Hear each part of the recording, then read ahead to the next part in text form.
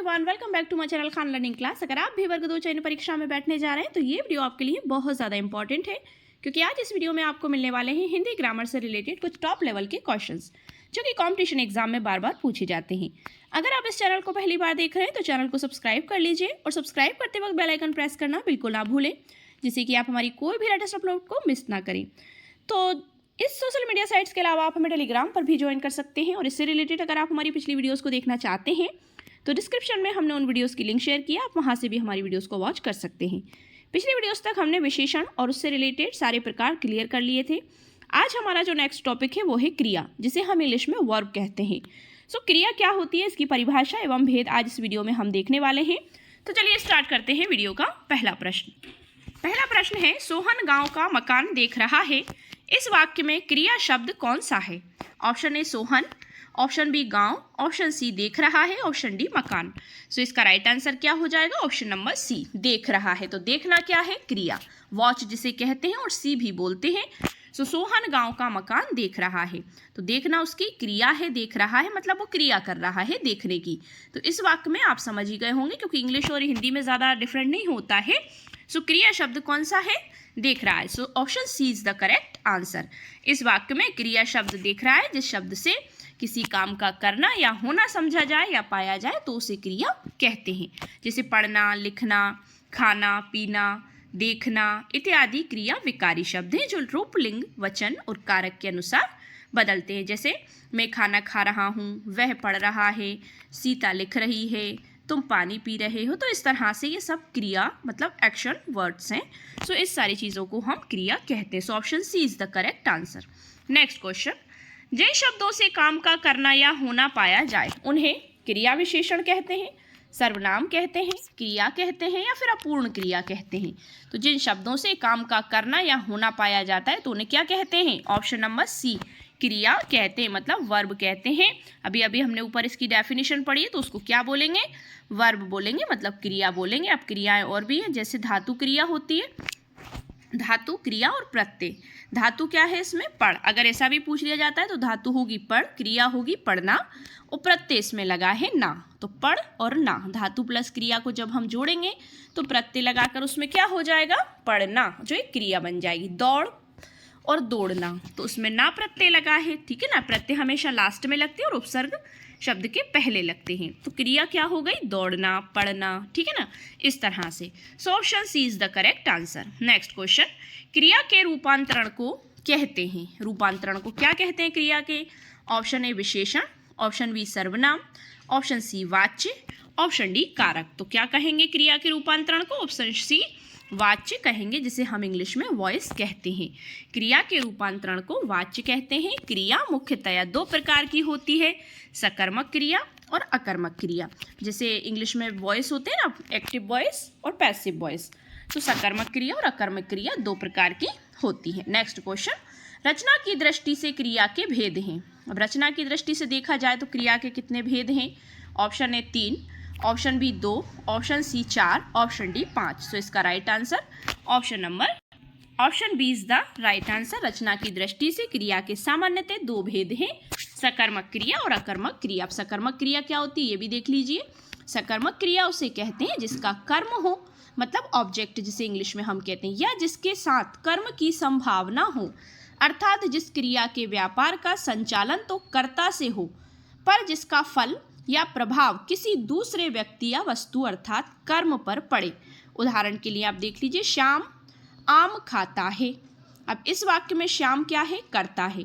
खाने के साथ उसका कृत रूप है, कि मतलब वो उसको कर रहा है, खाने का कार्य कर रहा है आम को। तो ये संबंध है। प्रश्न होता है कि क्या खाता है, और उत्तर है आम खाता है। तो यहाँ श्याम के खाने का जो फल है वो आम पर अर्थात कर्म पर पड़ता है, मतलब कर्म कौन है यहाँ पर? आम, ठीक है ना। इसलिए खाना क्या है? क्रिया है, जो कि सकर्मक है।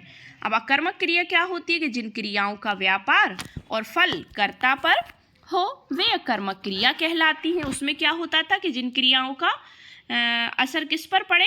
जिस क्रिया के व्यापार का संचालन तो कर्ता से हो पर जिसका फल, प्रभाव या किसी दूसरे व्यक्ति या वस्तु अर्थात कर्म पर पड़े। और इसमें क्या है कि जिन क्रियाओं का व्यापार और फल कर्ता पर हो और वे अकर्मक क्रिया होती हैं। अकर्मक क्रियाओं का कर्म नहीं होता, मतलब उनमें कोई ऑब्जेक्ट नहीं होता। क्रिया का व्यापार और फल दूसरे पर ना पड़कर कर्ता पर पड़ता है, मतलब स्वयं सब्जेक्ट पर ही उसका प्रेशर पड़ता है। उदाहरण के लिए श्याम सोता है। अब इसमें क्या है, श्याम सब्जेक्ट है और वो सोता है, तो ये क्रिया है। अब कौन सो रहा है, किस पर प्रभाव पड़ रहा है, श्याम पर, कि श्याम सोता है। अब पहले उसमें किस पर पड़ रहा था कि श्याम आम खाता है, मतलब उसमें क्या था कि श्याम आम खाता है, तो वो आम पर पड़ रहा था। तो अब इसमें क्या है, श्याम सोता है, मतलब श्याम है और क्रिया है।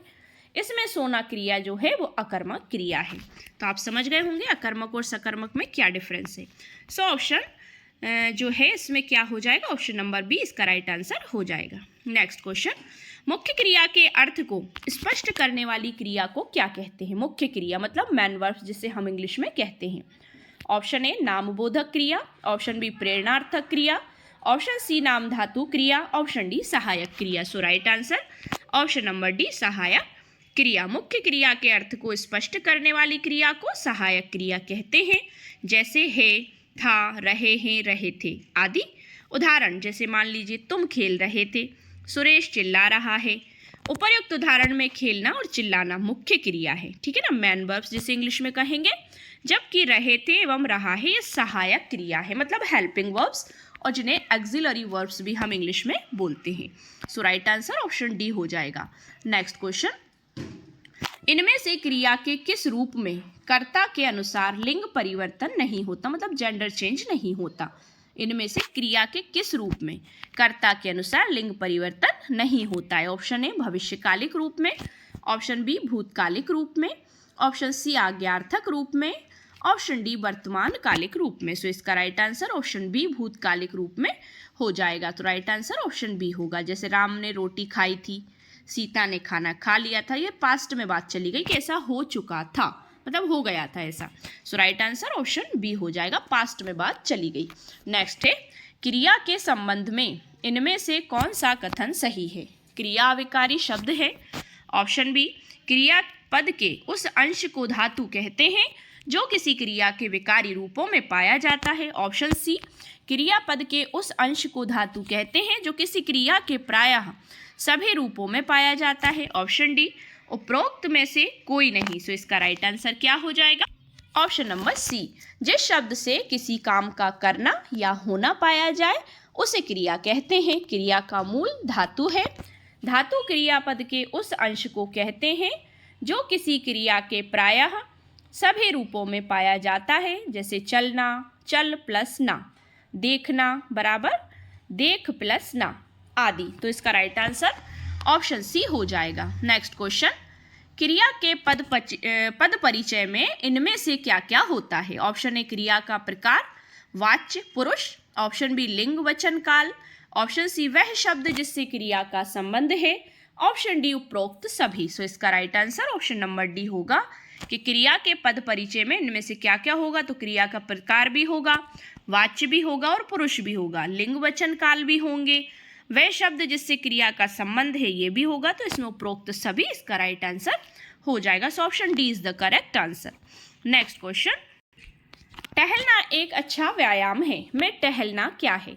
ऑप्शन ए क्रियात्मक संज्ञा है, ऑप्शन बी संज्ञा है, ऑप्शन सी विशेषण है, ऑप्शन डी क्रिया है। सो इसका राइट आंसर ऑप्शन ए हो जाएगा कि टहलना एक अच्छा व्यायाम है, मतलब walking is the good exercise में टहलना जो शब्द है वो क्या है, तो वो है क्रियात्मक संज्ञा। मतलब इसमें टहलने की, वॉक करने की क्रिया हो रही है ना, तो क्रियात्मक संज्ञा से तात्पर्य संज्ञा के उस रूप से है जिसमें क्रिया संज्ञा की तरह व्यवहार में लाई जाती है। तो ऐसी क्रिया को क्रियात्मक संज्ञा कहते हैं। क्रियात्मक संज्ञा हमेशा एक वचन व पुल्लिंग के रूप में होती है। उदाहरण, टहलना एक अच्छा व्यायाम है, यहाँ पर टहलना जो है एक क्रियात्मक संज्ञा है जो एक वचन पुल्लिंग रूप में है, क्योंकि इसमें कोई सब्जेक्ट तो है नहीं, ठीक है ना, कोई नाउन भी नहीं है, तो टहलना ही इसमें क्रियात्मक संज्ञा है। So option A is the correct answer. Next question, मूल अकर्मक धातुओं के साथ प्रत्यय जोड़कर बनाई गई क्रिया कौन सी धातु कहलाती है। मूल अकर्मक क्रिया धातुओं के साथ प्रत्यय यदि जोड़ देते हैं, प्रीफिक्स सफिक्स जो होते हैं ना, उनको बनाई गई क्रिया कौन सी धातुएं कहलाती हैं। ऑप्शन ए द्विकर्मक धातु, ऑप्शन बी साधिक सकर्मक धातु, ऑप्शन सी संयुक्त धातु, ऑप्शन डी समस्त धातु। सो इसका right answer option number B हो जाएगा कि मूल अकर्मक धातुओं के साथ प्रत्यय जोड़कर बनाई गई क्रिया साधिक सकर्मक क्रिया मतलब धातु कहलाती है, अतः विकल्प बी सही है। तो so option number B is the correct answer. Next question, तुम्हारा आना खुशी की बात है, वाक्य में आना क्या है? क्रिया है, संज्ञा है, विशेषण है या इनमें से कोई नहीं? तो आना क्या है? ऑप्शन नंबर ए क्रिया है। आने का काम हो रहा है ना, कमिंग मतलब कम मतलब आना, ये भी एक वर्ब से, तो क्रिया क्या हो जाएगा कि आना जो है वो एक क्रिया है। सो ऑप्शन सी इसका राइट आंसर हो जाएगा। अब आता है हमारा सकर्मक क्रिया। अब सकर्मक क्रिया क्या होती है देखते हैं। तो इससे रिलेटेड कुछ क्वेश्चंस हैं। निम्नलिखित में सकर्मक क्रिया वाला वाक्य नहीं है। कौन सा नहीं है? डाकिया पत्र लाया, सीमा ने गाना गाया, सिपाही ने चोर को पकड़ा, लड़का सोता है। तो सकर्मक क्रिया कौन सी नहीं है? सो ऑप्शन नंबर डी जो है इसका करेक्ट आंसर होगा कि लड़का सोता है सकर्मक क्रिया वाला वाक्य नहीं है, क्योंकि वाक्य में सोना जो है वो अकर्मक क्रिया है। शेष विकल्पों के वाक्य सकर्मक क्रिया के उदाहरण हैं। So option D is the correct answer. Next question, निम्नलिखित में से किस वाक्य में अकर्मक क्रिया नहीं है? ऑप्शन ए सूरज भान आता है, ऑप्शन बी सरोज खाती है, ऑप्शन सी राहुल काम करता है, ऑप्शन डी मोहन खाएगा। सो राइट आंसर किस वाक्य में अकर्मक क्रिया नहीं है पूछा है। सो ऑप्शन सी में अकर्मक क्रिया नहीं है कि राहुल काम करता है, क्योंकि काम आ रहा है ना उसमें। अब ये सारे सेंटेंसेस में सूरज भान आता है, सरोज खाती है, मोहन खाएगा। अब इसमें क्या सेंटेंस में चेंज समझिए कि राहुल काम करता है, तो इसमें काम आ गया ना। वाक्य में अकर्मक क्रिया नहीं है। जिन क्रियाओं का व्यापार और फल कर्ता पर हो वो अकर्मक क्रिया कहलाती है। अब इनका सीधा व्यापार और फल जो है वो अकर्मक क्रिया मतलब सब्जेक्ट पर पड़ रहा है, तो दिए गए वाक्य में सकर्मक क्रिया है, क्योंकि क्रिया के व्यापार का फल कर्म पर पड़ रहा है। So option C is the correct answer. Next question, यह किस क्रिया के उदाहरण है? ऑप्शन ए सुरेश ने फल खरीदे, ऑप्शन बी राम ने रावण को मारा, ऑप्शन ए अकर्मक क्रिया है, ऑप्शन बी नकारात्मक क्रिया है, ऑप्शन सी पूर्वकालिक क्रिया है, या ऑप्शन डी सकर्मक क्रिया है। सुरेश ने फल खरीदे और राम ने रावण को मारा। सो राइट आंसर क्या होगा? ऑप्शन डी हो जाएगा कि इसमें दोनों में सकर्मक क्रिया का यूज हुआ है, कि दिए गए प्रश्नों में दोनों वाक्य सकर्मक क्रिया के उदाहरण हैं। सकर्मक क्रिया वाक्य में जिस क्रिया के प्रयोग में कर्म की प्रधानता होती है, तो कर्म की प्रधानता हो रही है सुरेश ने फल खरीदे। अब सुरेश ने खरीदे तो सुरेश ने, ठीक है ना, फल खरीदे, और इसमें क्या है उसे सकर्मक क्रिया कहेंगे। अब उदाहरण सुरेश ने फल खरीदे और राम ने रावण को मारा। सो राइट आंसर ऑप्शन डी हो जाएगा। नेक्स्ट क्वेश्चन, निम्न में से किस विकल्प में सकर्मक क्रिया का प्रयोग हुआ है? ऑप्शन ए सिपाही तेज दौड़ता है, ऑप्शन बी सिपाही युद्ध में लड़ता है, ऑप्शन सी सिपाही चोर को पकड़ता है, ऑप्शन डी सिपाही बहुत कम सोता है। So right answer option number C हो जाएगा कि सिपाही जो है वो चोर को पकड़ता है। तो दिए गए वाक्य सिपाही चोर को पकड़ता है में सकर्मक क्रिया है। सकर्मक क्रिया उसे कहते हैं जिसका कर्म हो या जिसके साथ कर्म की संभावना हो, अर्थात जिस क्रिया के व्यापार का संचालन तो कर्ता से हो पर जिसका फल या प्रभाव किसी दूसरे व्यक्ति पर या वस्तु अर्थात कर्म पर पड़े। जैसे श्याम आम खाता है, इस वाक्य में श्याम करता है और खाने के साथ उसका कृत रूप से संबंध है क्योंकि वो आम खाता है। So option C is the correct answer. Next question, Ram सेब खाता है, इस वाक्य में क्रिया का कौन सा प्रकार है? ऑप्शन ए पूर्वकालिक क्रिया, ऑप्शन बी सकर्मक क्रिया, ऑप्शन सी अकर्मक क्रिया, ऑप्शन डी अनेकार्थक क्रिया। So right answer option B हो जाएगा कि इसमें सकर्मक क्रिया का यूज हो रहा है कि राम सेब खाता है, तो इस वाक्य में सकर्मक क्रिया होगी। सो राइट आंसर ऑप्शन बी होगा। जिस क्रिया का फल कर्ता पर ना पड़कर कर्म पर पड़े उसे कौन सी क्रिया कहते हैं? ऑप्शन ए सकर्मक क्रिया, ऑप्शन बी अकर्मक क्रिया, ऑप्शन सी पूर्वकालिक क्रिया, ऑप्शन डी प्रेरणार्थक क्रिया। So right answer option number A हो जाएगा कि जिस क्रिया का फल कर्ता पर ना पड़कर कर्म पर पड़े उसे सकर्मक क्रिया कहते हैं। जैसे राम आम खाता है क्योंकि राम पर उसका असर पड़ रहा है, कर्ता पर ना पड़कर कर्म पर पड़ रहा है, आम खाता है, ठीक है ना। मोहन साइकिल चलाता है, उपर्युक्त उदाहरण में आम और साइकिल कर्म है तथा खाना और चलाना क्रिया के रूप में प्रयुक्त हुए हैं। So option A is the correct answer. Next question, Mohan किताब पढ़ता है इस वाक्य में क्रिया का कौन सा प्रकार है? ऑप्शन ए पूर्वकालिक क्रिया, ऑप्शन बी सकर्मक क्रिया, ऑप्शन सी अनेकार्थक क्रिया, ऑप्शन डी अकर्मक क्रिया। मोहन किताब पढ़ता है इस वाक्य में क्रिया का कौन सा प्रकार है? सो ऑप्शन नंबर बी जो है वो इसका राइट आंसर होगा कि सकर्मक क्रिया इसमें है, क्योंकि मोहन किताब पढ़ता है इस वाक्य में क्रिया के रूप में सकर्मक क्रिया का प्रयोग हुआ है। जिस वाक्य में क्रिया का संपादन तो कर्ता द्वारा किया जाता है किंतु उसका परिणाम कर्म पर पड़ रहा हो, वह वाक्य सकर्मक क्रिया का वाक्य कहलाता है। अब इसमें कर्म पर पड़ रहा है, उसका परिणाम कि कर्म क्या है? किताब जो है, ठीक है ना, किताब पढ़ता है तो उसका किंतु उसका परिणाम जो है वो कर्म पर पड़ रहा है, तो वह वाक्य सकर्मक क्रिया का वाक्य कहलाएगा। So option B is the correct answer. Next question, Mohan बाजार पहुंच गया इस वाक्य में क्रिया का कौन सा प्रकार है? ऑप्शन ए अनेकार्थक क्रिया, ऑप्शन बी पूर्वकालिक क्रिया, ऑप्शन सी अकर्मक क्रिया, ऑप्शन डी सकर्मक क्रिया। सो इसका राइट आंसर क्या होगा? ऑप्शन नंबर डी कि मोहन बाजार पहुंच गया इस वाक्य में क्रिया का कौन सा प्रकार है? सो ऑप्शन डी सकर्मक क्रिया है कि मोहन बाजार पहुंच गया इस वाक्य में सकर्मक क्रिया का प्रयोग हुआ है। इस वाक्य में बाजार जो है वो कर्म है तथा पहुंचना एक क्रिया है। जिस वाक्य में क्रिया का परिणाम कर्म पर पड़ता हो वह वाक्य सकर्मक क्रिया का वाक्य कहलाएगा। So option D is the correct answer. Next question, Sita गाना गा रही है इस वाक्य में क्रिया का कौन सा प्रकार है? ऑप्शन ए पूर्वकालिक क्रिया है, ऑप्शन बी अकर्मक क्रिया है, ऑप्शन सी अनेकार्थक क्रिया है, ऑप्शन डी सकर्मक क्रिया है। So right answer option number D हो जाएगा कि सीता गाना गा रही है इस वाक्य में क्रिया कौन सा प्रकार है? सो ऑप्शन डी सकर्मक क्रिया है। यह वाक्य सकर्मक क्रिया का वाक्य है जिस वाक्य में कर्म उपस्थित होता है तथा क्रिया का प्रभाव कर्म पर पड़ रहा है। तो क्रिया क्या है? गाना गा रही है, गाना एक क्रिया है, ठीक है ना, गाना गा रही है तो क्रिया क्या हो गई? गाना गा रही है। अब है इसमें जो है कि क्रिया का प्रभाव किस पर पड़ रहा है? कर्म पर। तो कर्म क्या हुआ? गाना मतलब सॉन्ग, तो इस पर पड़ रहा है ना कि गाने को गा रही है वो, तो वह वाक्य सकर्मक क्रिया का वाक्य होगा। जैसे राम फल खा रहा है और सीता गाना गा रही है। So option D is the correct answer. Next question, इनमें से सकर्मक क्रिया का वाक्य कौन सा है? ऑप्शन ए बालक खिलौना पाकर हंसता है, ऑप्शन बी बालिका निबंध लिख रही है, ऑप्शन सी मंदाकिनी सोती है, ऑप्शन डी पक्षी आकाश में उड़ते हैं। सो इसका राइट आंसर क्या होगा? ऑप्शन नंबर बी जो है इसका राइट आंसर हो जाएगा कि जिस क्रिया का प्रभाव कर्ता पर ना पड़कर कर्म पर पड़ता है उसे सकर्मक क्रिया कहते हैं। जैसे बालिका निबंध लिख रही है, अब इसमें क्या हो रहा है? क्रिया का प्रभाव किस पर पड़ रहा है?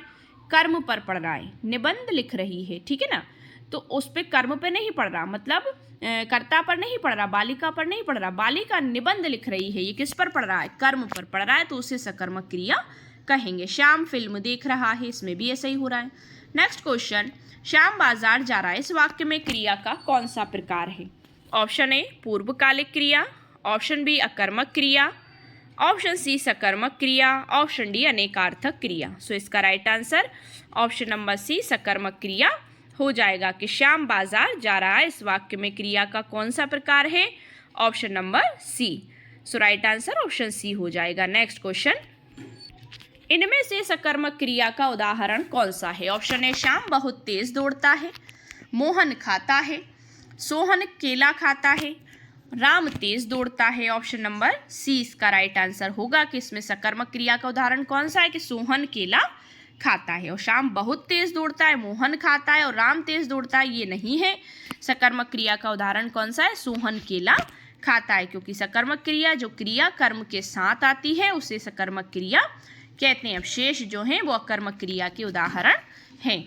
नेक्स्ट क्वेश्चन, राम श्याम की किताब पढ़ता है इस वाक्य में क्रिया का कौन सा प्रकार है? ऑप्शन ए अकर्मक क्रिया, ऑप्शन बी अनेकार्थक क्रिया, ऑप्शन सी पूर्वकालिक क्रिया, ऑप्शन डी सकर्मक क्रिया। तो राम श्याम की किताब पढ़ता है, ये कौन सा वाक्य है? तो इसमें देखते हैं ऑप्शन नंबर डी इसका राइट आंसर होगा कि सकर्मक क्रिया है कि राम श्याम की किताब पढ़ता है। इस वाक्य में सकर्मक क्रिया का प्रयोग किया गया है। नेक्स्ट क्वेश्चन, निम्नलिखित में से किस वाक्य में सकर्मक क्रिया है? ऑप्शन ए राम दौड़ा, मैं रुक गया, उसने कार बेच दी, खिलौना टूट गया। सो राइट आंसर क्या होगा? ऑप्शन नंबर सी, उसने कार बेच दी। किस वाक्य में सकर्मक क्रिया है? उसने कार को बेच दिया, ठीक है ना। तो इसमें सकर्मक क्रिया स्पष्ट होती है। अन्य वाक्य राम दौड़ा, मैं रुक गया में, खिलौना टूट गया में अकर्मक क्रिया संबंधी वाक्य हैं। सो राइट आंसर ऑप्शन सी होगा। नेक्स्ट क्वेश्चन, बालक इस पुस्तकालय में पढ़ रहा है। वाक्य में क्रिया है। ऑप्शन ए संयुक्त, ऑप्शन बी सहायक, ऑप्शन सी अकर्मक, ऑप्शन डी सकर्मक। सो राइट आंसर क्या हो जाएगा? क्वेश्चन को समझते हैं पहले कि बालक इस पुस्तकालय में पढ़ रहा है, वाक्य में कौन सी क्रिया है।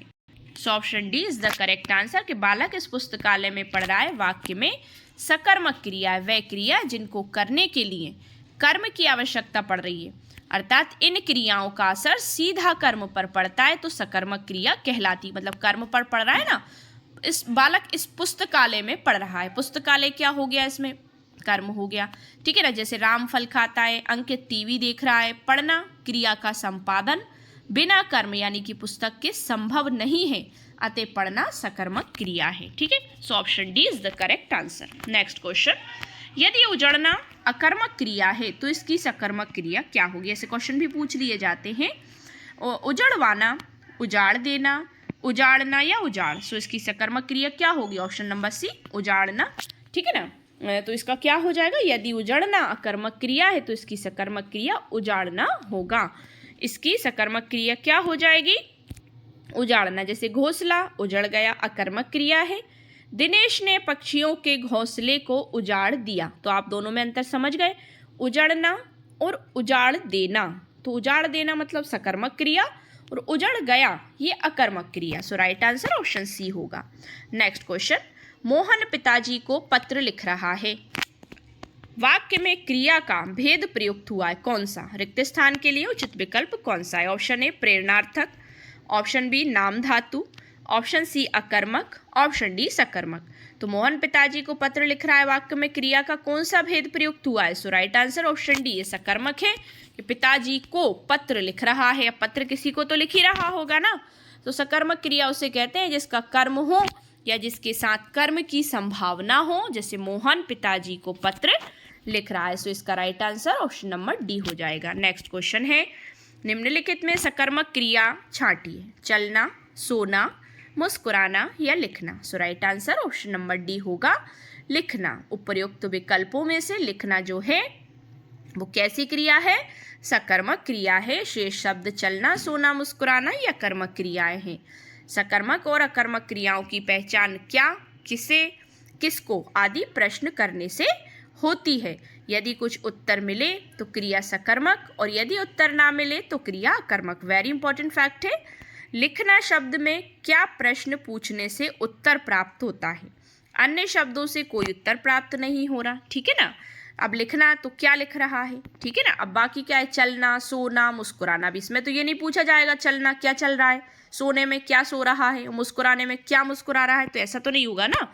तो इसमें क्या है कि लिखना, जिससे मतलब प्रश्न का मतलब आभास हो कि लिख रहा है या लिखना, तो क्या लिखना, क्या लिख रहा है, ये भी तो पता होना चाहिए ना। सो ऑप्शन डी इसका राइट आंसर होगा। नेक्स्ट क्वेश्चन है, यदि मुड़ना अकर्मक क्रिया है तो इसकी सकर्मक क्रिया क्या होगी? मोड़, मुड़ जाना, मोड़ना या मुड़वाना। सो राइट आंसर ऑप्शन सी होगा कि मोड़ना होगा। अकर्मक क्रिया अगर मुड़ना है तो सकर्मक क्रिया होगी मोड़ना, क्योंकि किसी के द्वारा मोड़ा जाएगा। मुड़ेगा तो वो खुद मुड़ेगा, और अगर मोड़ना है तो किसी के द्वारा मुड़ेगा, ठीक है ना। तो इसकी सकर्मक क्रिया मोड़ना होगी। शेष मोड़ संज्ञा, मुड़ जाना संयुक्त क्रिया तथा मुड़वाना प्रेरणार्थक क्रिया है। तो ये इसका राइट आंसर ऑप्शन सी होगा। नेक्स्ट क्वेश्चन है आज के वीडियो का हमारा लास्ट क्वेश्चन। रेलगाड़ी मतलब निम्नलिखित वाक्यों में एक में सकर्मक क्रिया है। अब किसी एक में सकर्मक क्रिया है, कौन से में देखते हैं? रेलगाड़ी चली, लड़का सोता है, चिड़िया उड़ती है और विद्यार्थी खेलता है। तो सकर्मक क्रिया किस में है आपको समझ में आ रहा होगा। राइट आंसर ऑप्शन डी है कि विद्यार्थी लिखता है, क्योंकि पता चल रहा है ना कि लिखना क्या लिखता है। उड़ती है ये तो पता ही है क्यों उड़ रही है, चल रही है तो चल ही रही है, क्यों चल रही है ये तो नहीं कहेंगे, क्या चल रही है। लड़का सोता है ये भी नहीं कहेंगे, क्यों सोता है, क्या सोता है ये भी नहीं कहेंगे।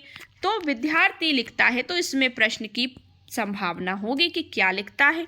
विद्यार्थी लिखता है में सकर्मक क्रिया है, विकल्प तर्क संगत नहीं है ऐसी क्रिया जिसमें कर्म अपेक्षित सकर्मक क्रिया कहलाती है। सो इसका राइट आंसर क्या हो जाएगा? Option number D. तो ये हमारी सकर्मक क्रिया से रिलेटेड कुछ एमसीक्यूज थे जो अभी क्लियर हो चुके हैं। नेक्स्ट वीडियो में हम नेक्स्ट टाइप लेकर आएंगे क्रिया का, जो कि अकर्मक क्रिया से रिलेटेड होंगे। आज के वीडियो में हमारे 31 क्वेश्चंस ही थे। आई होप सो आपको वीडियो पसंद आया होगा। अगर वीडियो पसंद आया तो वीडियो को लाइक शेयर करिए, चैनल को सब्सक्राइब कर लीजिए। सब्सक्राइब करते वक्त बेल आइकन प्रेस करना बिल्कुल ना भूलें, जिससे कि आप हमारी कोई भी लेटेस्ट अपलोड को मिस ना करें। Thanks for watching my video and see you again with the next video. Thank you so much once again.